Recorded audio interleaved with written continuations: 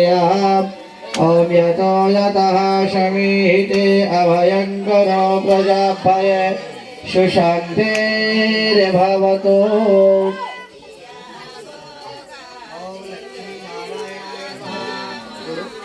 ॐ उमामहेश्वराभ्यां नमः। ॐ वारिणीहिरण्यगर्भयाभ्यां नमः। ॐ शशिपुराचन्द्राभ्यां नमः। ॐ मातृपितृचरणकमलेभ्यो नमः। ॐ इष्टदेवताभ्यां नमः। ॐ कुलदेवताभ्यां नमः। ॐ ग्रामदेवताभ्यां नमः। ॐ स्थानदेवताभ्यां नमः। ॐ सर्वे ब्रह्मणोभ्यो नमः। ॐ गुरुचरणकमलेभ्यो नमः। ॐ सिद्धिपतयेभ्यो नमः।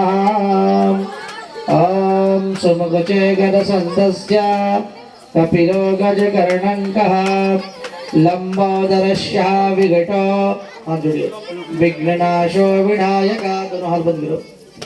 ओम विनायकः धूम्रकेतुर्गणाधकचो बालचन्द्रो गजाननं द्वादशानि नामानि अपटे विद्यारं विवाहे च परमसे निर्गमे तथा संक्रमे संकटे देव विदन हस्तसना जायते।